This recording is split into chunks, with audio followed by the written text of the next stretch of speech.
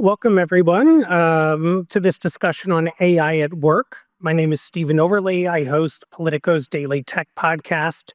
And I'll kick us off by saying that AI is already in the workplace. I think if we were having this conversation last year or the year before, there would be a big what if component. But we now know that this technology is being used. We have better understanding of its benefits and its limitations. And we're starting to see its impact on the workforce. So I think that all really sets the stage for a pretty dynamic conversation today. And so to tackle some of the big questions about AI at work, I've got a great lineup here. We have Amber Ezzell, Policy Counsel at the Future of Privacy Forum, Dr. Athina Kanioura, the Chief Strategy and Transformation Officer at PepsiCo, and then finally Ellen Satterwhite, Principal at Invariant. Welcome. So I want to kick us off with a little bit of news from this morning at another tech policy summit in the far less glamorous city of Paris. Vice President J.D. Vance spoke about the administration's AI priorities, and he said the following. He said, "This administration wants to be clear about one last point. We will always center American workers in our AI policy. We refuse to view AI as purely a disruptive technology that will inevitably automate away our labor force."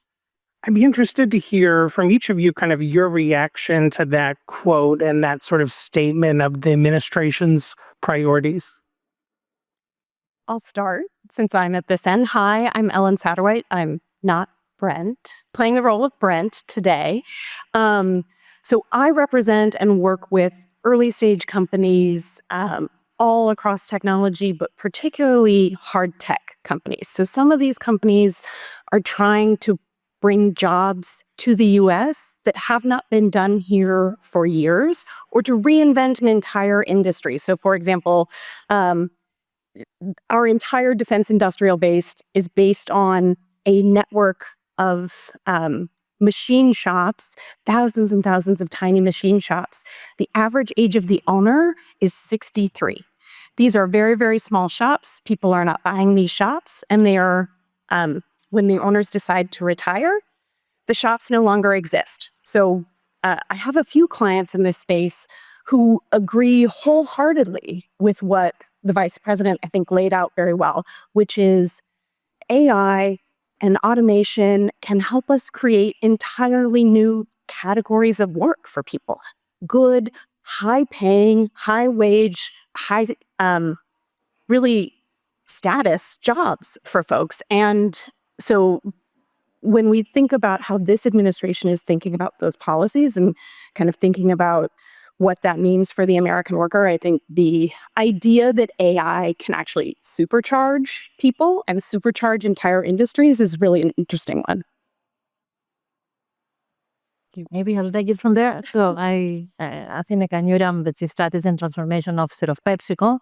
And obviously, I echo your comments, Ellen, because it's in reality, he just voiced over what every government official believes, that AI is here to augment humans, is here to enable humans to do their job better rather than replace those jobs. Let's not forget, when automation hit the manufacturing sector, that was a much bigger disruptive factor for the industry. Comparing to what AI's promise is now, we see it as PepsiCo. We have been rolling out AI, including Gen AI, for the past, I would say, 5 years with traditional AI, the past 18 months aggressively with Gen AI.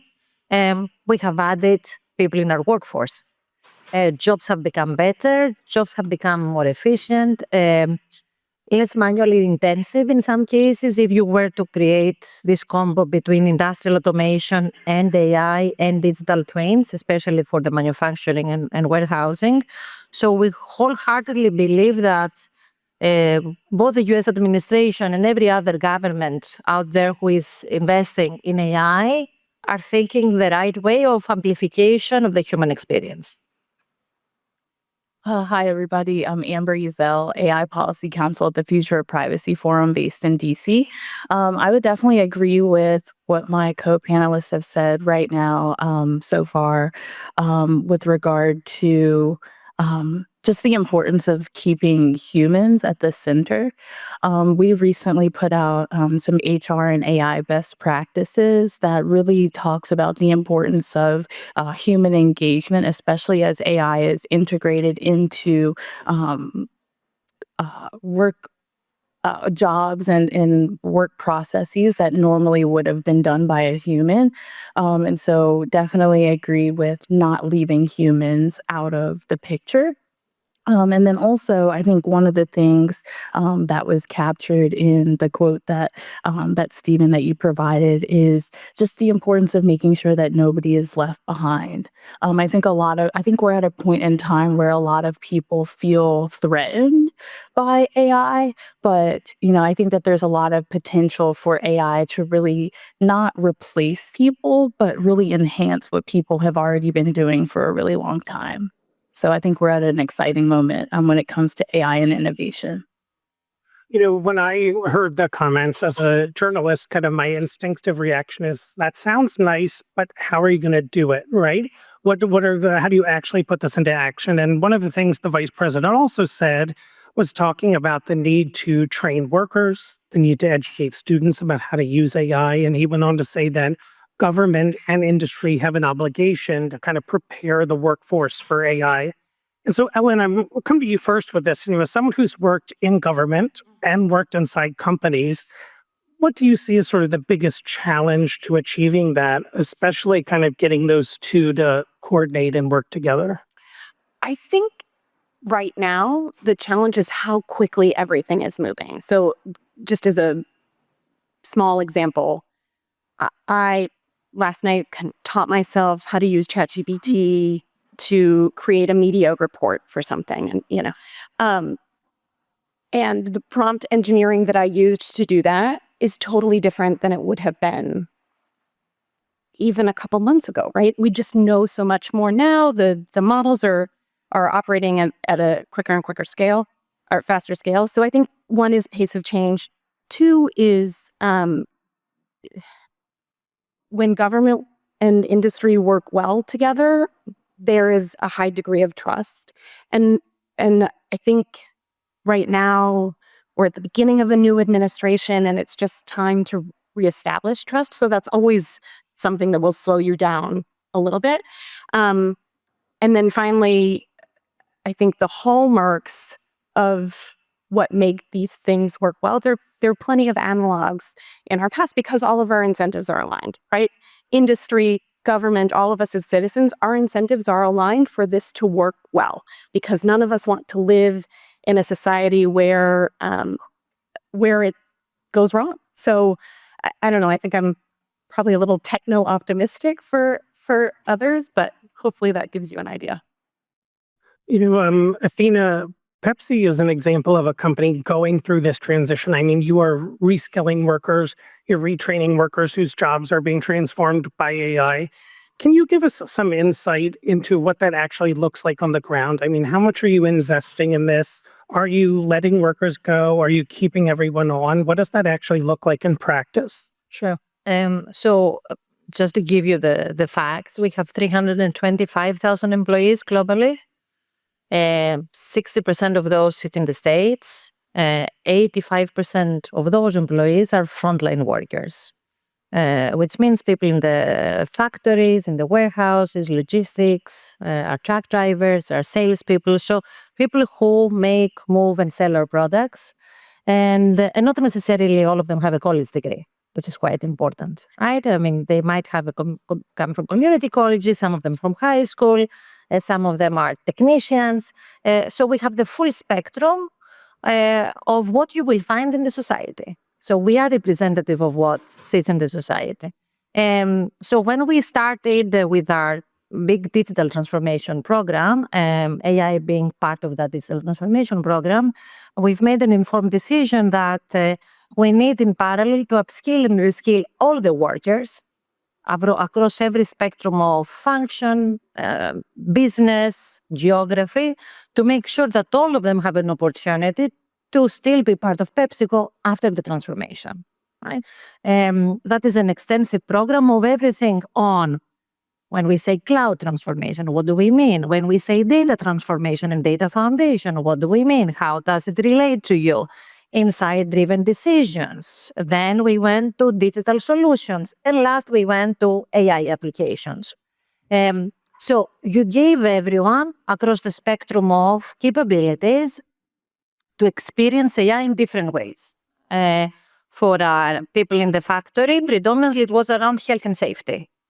Predictive asset maintenance. How do you make sure you use the equipment in the most effective way for you to drive better performance for the facilities that you are running, but you also do it in a very safe way so you can have zero accidents at the plant. For the people in the warehouse, making sure that you know where your inventory is and you manage the logistics in your facility in such an effective way so you don't move stuff around unnecessarily and you have waste in the system. For our truck drivers, it is about less miles to reach your destination, but you do it in a way that maximizes your performance. In this case, performance is safety. Right? So some examples that shows that when you give people the opportunity through extensive training, we have a digital academy, we have trained everyone in all those principles, people in the majority of the cases tend to be very positive about it. Now, not everyone, though, will be up for the challenge. Right?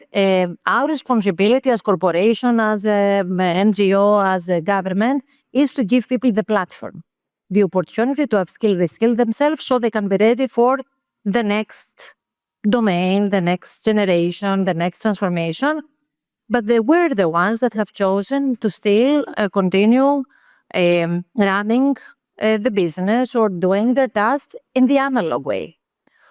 For those ones, we have given them opportunities to, through our association, we are part of the American Manufacturing Association, to also find jobs in the broader ecosystem and continue doing their activities the way they were used to. So, in this journey, we have to be cognizant that not everyone will want to embark in this transformation, but we do have a responsibility, as I said, to give everyone a chance to embark on the journey. What we see is that the generations to come are all 100% trained. Right? It's you had a small gap in a certain cohorts of the population. We saw that in certain cohorts of our population. The last 10, 15 years of the generation that is coming in the workforce, they expect that you have this technology embedded. And then if you don't have it, they actually leave the companies. So you see very different type of challenges depending on the cohorts that you have currently employed in your workforce. Just a quick follow-up for you. You know, there is an expectation, I think, among company executives, but especially their shareholders, that AI will save time and money. Is that true in your experience so far? It's true. We see it already. So for the companies that they use AI, again, at scale, I'm not talking about pilots, you see a positive impact in bottom line, both in operating margins and broader profitability and saving times and productivity. It's just on the company to see how you want to use these additional funds. I mean, you can either give that money back to the shareholders, or you can reinvest back to the people and the business. In our case, we have decided to do the latter. So a lot of those funds were chosen to develop programs for our farmers, because we are, at the heart, we are an agro business, right? So we gave back funds for our agro community, our farmers, especially in the US, where, you know, it's our biggest farming community, to be able to upskill them, regenerative agriculture practices, precision agriculture, pesticide prevention, everything that we wanted to make sure that we take them to the next generation of farming practices. So that was one. The second is to the communities. We discussed a bit about the DNA of the employee of PepsiCo. I mean, they don't come, 25% of them, this is the first time they have had a college degree. Their previous generations didn't even have a college degree. So, and they are part of communities that for them working for PepsiCo is considered to be a privilege. So helping the communities is something that we also used some of these additional funds to give back. So as long as you use the productivity that you yield to drive better engagement, better community engagement, better employee engagement, fund other activities to drive better performance of the business, it's very needed for the business to perform. What is not good at, if we're going to use all those funds just to improve your bottom line. Amber, I'm curious from your perspective, part of your work at the Future of Privacy Forum, you put together a policy checklist, essentially, right, for employers who use generative AI. I'm curious, how did that tackle these questions of the responsibilities employers have to their employees, whether those are legal or ethical, however you want to look at it? Yeah. So this is a really good question. So the checklist came about at a time where ChatGPT first came into the market, and employees were really curious about what exactly the potential for this tool would be. And it was around the time when AI started becoming like a household term. Obviously, artificial intelligence is not anything that's new, but the fact that it's giving everyday people access to a technology that allows them to do the work that they are already doing even better. And so this generative AI checklist, it came about when employers were like, how do we make sure that we're still protecting privacy, data protection, trade secrets? And as employees are using these tools, how can we ensure that they're doing it in a responsible way? And so the best practices really help employers take their existing IT policies and really integrate into the mix, how they can preserve their company information, their customer data, employee data in a way that preserves privacy, but also gives, as Athina said, gives employees that platform to also innovate and make their jobs even easier and faster and better, and really spur that innovation and creativity as well. Got it. Last year I was really interested in whether anyone in Washington was working on a safety net for AI, kind of like a social safety net. And I really wanted to do a podcast episode about this, and I could not find anyone to talk to because it did not seem to be something anyone was working on. So if anyone's aware of that, let me know. But Ellen, I'm curious if that is a question that Washington should be grappling with. Will everyone find a new job in kind of the AI-powered workforce, or is there need to be some sort of safety net for displaced workers who don't quite land in the new economy? I'm seeing the headline now of that, suggests entirely new entitlement at State of the Net. Stephen, I do think it's an interesting question, but I guess I think of it more like, so in a past life, I worked at the Federal Communications Commission. The Obama administration, the Biden administration, Trump administration, former one, thought a lot about, we have this amazing technology, right? We have this general purpose technology, broadband, great, let's get those networks everywhere. But then what do people do with it? How do they make the best use of those platforms to do, to use this administration's terminology, to advance human flourishing? So I think more of it like training. What can we do to train? What can we do to ensure, to educate, right? We have these programs in place and that were in place at a different time.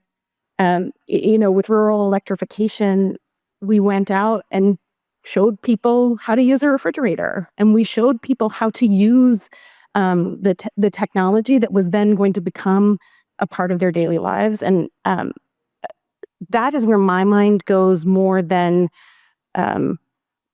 creating sort of a fund to support people, in part because in this environment, it's not truly sustainable, but also that's how you actually advance these public purposes of, how do we diffuse this technology to its greatest impact for the most number of people throughout society. Got it. But I'll be on your podcast and I'll help you find people. I'm telling you, it would be a fascinating conversation. Yeah. Well, speaking of fascinating conversations, I know Athina, when you and I have spoken in the past, one thing PepsiCo has done is created its own internal policies for AI and kind of its own AI governance framework. I wonder if you can talk a little bit about the role workers played, if any, in setting those guidelines. And then also, is this an area, and I have to ask this delicately because we're in Washington, is this an area where government involvement would be helpful, or an area where you think, leave us alone, we've got this? Yeah. Well, let's start with the former first, and then I'll get to the latter. So when we started, I think it was like 3.5 years ago, 4 years, we started with a responsible AI framework first, which was about, what should be the governing body that we set up in the organization? How do we ensure data transparency, ethical AI, bias mitigation, algorithmic bias, all embedded into the whole cycle of how we design, develop, industrialize, roll out capabilities, AI models across the company. And so that was the beginning. And that framework was governed through 3 entities in the organization. It was my organization, S&T, which was chairing that, but also it was the legal department. Under me, I have also IT, so implied that IT was co-governing that, and the finance community. Last year, we decided this framework will become a policy, which is a big difference, right? Because that means now it's institutionalized in the policies of the company that is reported externally. So if someone wants to see how we trace back models, how we use the models for what type of activities, who is using it, now we have the obligation to report it. And that was intentional because we said we want to be the first from all the industries to be able to make that framework a policy so we can show both to our internal and external stakeholders that we know that AI can be used in an amplified way to be able to drive, as I said, better performance for the company, but also the employees. On top of that, we review with our board twice AI and the use of AI across the organization. So it has become also of the board reviews. Initially, it was 1 year. Last year, it became twice a year. That is to say that AI, if you want, it can become part of the core policies that you have in the company, the same way you have compliance, the same way you have ethics, the same way you do GDPR. You can also do responsible AI. So that's what we've done. Now, back to your question about the government. When the previous administration, as part of the RFP that NIST had put out on ethical AI and mitigation bias, we were the only one from the industry that submitted comments for the RFP. And all the others were the tech companies.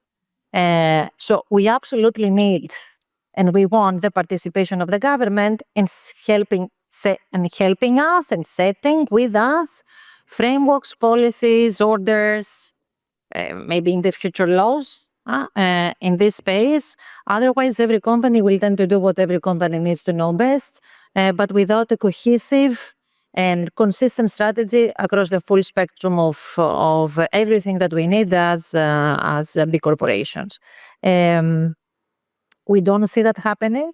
Probably it's going to be less of that in the future, not more of that. But what is at least promising, even with this administration, right? What the previous administration did was building on top of what Trump's administration had already prepared. So I'm hoping that this administration will also amplify what the 2 previous administrations had done rather than discard everything. Because a lot of the same committees, same members are still being considered for the same positions. So this is a hopeful message. We believe that we have both a role to play in setting up, as I said, rules, engagements, frameworks, eventually policies. We have a role to play, but we believe the government has a role to play. sorry, I think that cannot be underscored more, that if the more industries should be most people in government would say we want to hear from all parts of the economy before anything happens, before we do something that could have unintended consequences, and so to be a responsible business and step up and participate in the conversation, it is good for shareholder value, I think, at that point. It's interesting to me because when you look at surveys that have been done on the use of AI in the workplace, there's sort of two trends that stand out to me. One is that more workers are using AI in the workplace, including younger workers. But also when you ask people about their anxieties around AI, replacement of their job ranks high on the list. And I've often been told that, when people use AI more, they'll realize it's, here to help them, not here to replace them. And yet that anxiety is still persistent. And so, Amber, I'll kind of come to you first. I mean, is it a matter of convincing people that AI is like friend, not foe? And how do you do that in a way that doesn't feel disingenuous, frankly? Yeah, no, that's a good question. I know for me, I was very skeptical at first. I was like, what is this AI thing? And, how is it going to enhance my everyday life? So I do think it's a matter of convincing people first and foremost to just use it, right? To just try it out and take away that uncertainty. I think about, like my mom, for example. She's very like traditional, has, had, type of jobs where she's been doing very like administrative type work. And I remember when I first told her about ChatGPT, she was very confused and she was like, I don't get it. And so I think, first there's that education piece, making sure that people understand first and foremost, what is artificial intelligence? Like what is, generative AI in that particular case, and what can it do and what it can't do. I think a lot of times, people, when they are skeptical of certain things, one, it's because they haven't necessarily tried it. And then two, I think that it comes from just a misunderstanding of what the intention and purpose is behind it. I think when we think about how AI can be integrated into people's jobs, I think that that's where employee like training comes into place, and why it's so important for employers to have policies set in place, because employees are going to use it, right? They're going to explore it, even if they don't necessarily know what it is. If they see their colleague able to do a task in a matter of minutes that it may have taken that particular employee hours, then they're probably going to be a little bit curious, because they're going to be like, well, I don't want to be replaced. And so I think as it's being integrated into the workforce more, that's why it's so important to be a little bit proactive in making sure that employees have that level of comfort to feel like they can use it, as opposed to, being skeptical or having that fear associated with it. And I think that is just going to come with time. I think when, like the internet first came into existence, a lot of people were like, what exactly is this? And I was even thinking about the other day, even Amazon, when Amazon first came into play and became more commonly used, I was like, well, why would I order things online when I can just go to the store to pick it up? And it took a while for me to wrap my mind around it. But then as I started using it more, now it's hard to imagine, not going and ordering something online, or going, ordering something from grocery pickup instead of going inside the store. So I think it's something that is going to take a little bit of time. But I do think that because of the capabilities that we've seen just in a short period of time, especially with generative AI, how fast it's developing and how capable it is. I think as people see that transformation, that they'll want to use it. And so I think it is just a matter of time and just making people feel comfortable and at ease actually using the technology. Let me ask you a quick follow-up, just because I know you've done a lot of work around worker privacy and worker surveillance, which is another big issue or concern when it comes to AI. I mean, how integral is that to worker trust in this technology? Oh, it's imperative. Like it's critical. I think the trust piece is a lot of why people tend to be skeptical when it comes to using new technologies. If people feel like they don't know exactly where their data is going or how it's being used, then they might not want to actually use the technology. So I think one of the things that we in our HR and AI best practices talk about is the importance of transparency, not just from developers of AI tools, but also deployers as well. If employees understand, where exactly is my data going? How is it being used? And if there's safeguards in place, even at the company level, if employees are putting, company information or proprietary information into an AI tool, then that's going to lose employer trust as well. So I think it's a two-way street, making sure that employees are trained and have an understanding of where exactly the data is going, but also that employers can understand, how they can protect employee information as well. Because, for example, like in an HR context, if, let's say an HR manager is inputting employer customer data into a system, and they weren't necessarily trained in where that data is going, and if they used maybe like a public tool, for example, because they didn't know any better, then that's going to obviously like lead to a loss of trust for customers, for employees, and even employers as well. And so making sure that there's trust as employees are using these tools, but then also making sure that as employers are using employee information, like for hiring, for example, that's a big use that we're seeing is with employment. If people don't know exactly how their data is being used, and making sure that employers are collecting the least amount of data as possible on employees, then I think, there's a lot of opportunity for things to go awry. So. Great. I've got a few more questions and then I'll come to the audience. So if you have questions, please have those ready. There are a few kind of nascent policy ideas for grappling with any fallout from AI on the workforce, and some of them maybe feel very far out. But I'm curious to throw them out there and see if it's something that you all have even thought about in your line of work. The first one, which I think is talked about probably most, is universal basic income, right? This idea, Sam Altman from OpenAI and others have talked about whether there's a need for some sort of salary benefit assurance for workers as we move toward this AI economy, however fast that happens.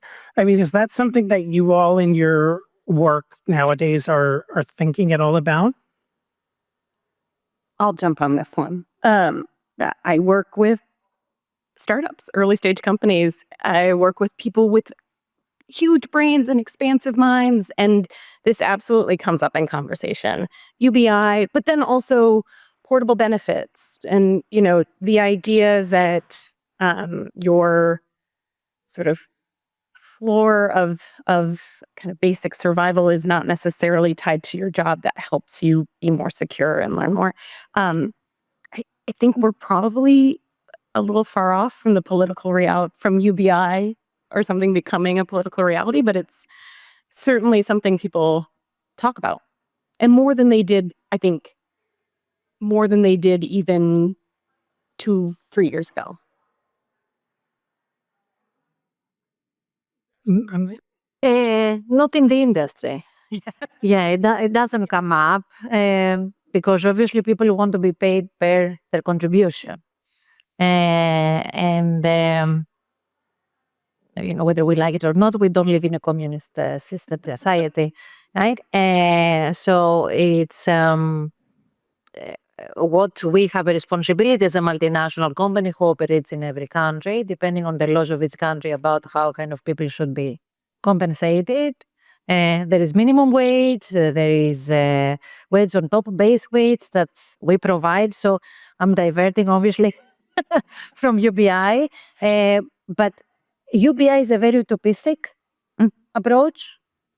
Let's see if it's a feasible approach on how you can compensate for lack of skills or actually proliferation of skills in some of the cases. I do believe, though, there will not be a need. It's AI is catching up so quickly. To your point about your mom, I mean, we see everyone, every consumer is using it in their personal application, personal life. Why wouldn't you use it for work? I mean, you have to ask yourself why you use it to be doing your tasks, your chores, your grocery, and you don't want to use it at work. Right? It's not because you cannot do, it's because you choose not to. Right? So what can you do to give you the security, the safe space to use it proactively rather than go to the extreme? So let me apply a UBI. It sounds very, as I said, very backward looking comparing to forward looking. And that's a European talking. Right? So it means something. Are there any audience questions at the moment?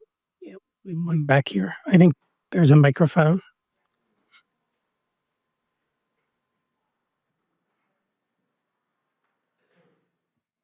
Hi, I'm Jeremy Pesner.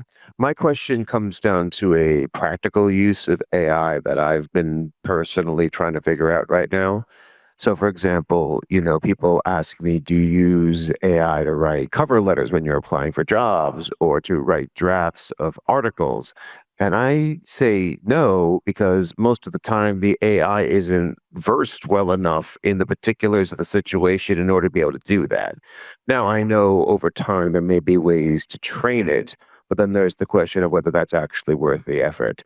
So I'm curious, at a real rubber meets the road perspective, what are the uses of AI in the context of particular workplaces where it feels like it's kind of a plug and play solution and not dependent on a lot of particular factors of the situation? Maybe I'll start with a couple of examples to your point. The obvious one is everything in the customer service space. So if you were to think, we have taken it to a bit of an extreme level right now. So every company has call centers. As part of the call centers, what do you want to do to have a superior customer service for consumers, customers, employees, no matter what, right? So currently, we are using Gen AI not just to be able to interact with the customer, but now we are trying AI agents. So because what we have seen is humans tend to want to speak first to the tech rather than the person. And then if they don't resolve things with the tech, they would like to go to the person. On that, you don't need this level of personalization, further customization, because the majority of the issues that you encounter when you do call a call center fall into three major categories. Either it's an inquiry, it's a complaint, or it's a specific ticketing you have on technology, right? So in these type of cases, Gen AI is super effective. You get resolution 75-80% of the cases. In the cases where you applied more, you need more creative thinking. You need to be able to have much more history, personal history of the individual, try to understand the specific circumstances of the individual. To write a CV and a cover letter assumes that you know enough of that person's practical experience, both academic and personal, to be able to customize them the content. Then you need your personal LLM. It's not about the company LLM, right? And we need to acknowledge that there will be enterprise LLMs that are very important for generic enterprise-wide use cases, like the one I gave. And more you will see functional or personal LLMs that employees will create for themselves. So we have cohorts of employees, as an example, our design team, that has personal LLMs to create new designs and products for our accounts. So when we had a new Pepsi brand logo, to give you an example, they experimented a lot on the brand logo by using LLMs to see, okay, what would fit better the consumer's expectation. So it's both, but we are still a long way to go before we go to personal LLMs because they are extremely expensive to be able to industrialize. Any other questions from the audience before I can ask another one? I've got a long list. Oh, go ahead. Can you hear me? Okay, wonderful. My name is Maxwell. I am a Google Fellow at TechNet. And I wanted to ask, since the topic is about work, what would your advice be to young people as they prepare to enter the workforce on how to, or what skills should they acquire? What should they study in school? How should young people look to the future and prepare for a future where our economy is transformed by AI? I'll start with a glib answer, but I think there's some truth to it. So I am a proud graduate of a small liberal arts college, right? Learn how to think, and then you get dropped in a situation and you have to think your way through it. And so one of the things I think a lot about is that critical thinking. What do we depend on humans to do, and what are we looking for in terms of empathy and making decisions and judgment and context specific, etc. So I'm just going to put a plug in there for a broad-based liberal arts education, perhaps delivered to you by Gen AI. But no, I mean this is taking up a lot of airspace, I think, for parents and any of us also thinking about building businesses in this economy. I'll just say this job, I didn't know this job existed 10 years ago. I think the pace is moving faster for people, but the skills that are relevant today will continue to be relevant tomorrow. And that is critical thinking, the idea of empathy and being able to sort of think about the next steps, etc. But I'm curious from a transportation perspective. Yeah, that is tricky. Because I've had 4 different degrees, so I'm not sure I'm the example. Look, there is always going to be a need for STEM. I mean, people say, oh, in the future we will not need technology degrees. I said, we will need technology degrees. STEM is going to be super important, will continue to be important. It's just more and more because AI is becoming so pervasive, you will see a rebalancing between social sciences and technology, science, technology, STEM-related topics, right? So disciplines like behavioral economics are going to be more and more critical. Psychology, more and more critical. So not because they weren't important, but because of the needs out there of STEM talent were so big, there was a push of the society, of the parents, of the schools towards STEM. So now I think we are going to a much healthier age of companies, society appreciating all spectrums of talent, going from the creative and liberal arts and social sciences to a much more technical degrees. I do believe, though, no matter what you do, whether it's a major and minor, your major or minor needs to be STEM-related. And the other could be anything, but you need to have some type of predisposition in technology and STEM. Yeah, and I would just underscore that as well. I think that, there's a lot of emphasis on STEM education, but I think if it's possible, do both, right? I think a liberal arts education is as equally important as a STEM education, because as these tools are developing, as there's increasing innovation, we're still going to need to think about how this technology impacts people at a human level, right? So, it's not just about how can we build the technology, how can we be innovative, but also how is this actually going to impact people, right? What are the ethical and political implications of these technologies as well? And so I think we're going to need people to be able to think about these technologies from both perspectives. We are almost out of time, so I'm going to end on one quick question that I want to hear from each of you, which is, if we were to get together at State of the Net 2026, a year from now, What is the technology or the issue at kind of this intersection of AI and work that you think we're all going to be talking about and grappling with? Just really quickly, I would say, and Athena already mentioned it, but AI agents, right? Like agents are going to be the next thing that is going to be a household conversation, just like generative AI is. So I think we're going to see a lot more people having conversations about personalizing AI tools and how they can apply it to not just their personal lives, but their work life as well. On top of what you said, which is one, physical AI. We see the research is becoming more mature. I think we were discussing about humanoids for decades. They are coming to life very quickly, especially sectors like manufacturing, auto. We are starting to test. 2026 will be a year that with our industry, will comfortably say this is going to be a game changer for how we further take manufacturing and manufacturing, I don't know, X.0, whatever that might be. So I'm really curious to see kind of what the results will show in 2026, of course, on top of the AI agent framework that is scaling. Yes. And just, I think because I have to have an answer, multi-agents, so multi-agentics.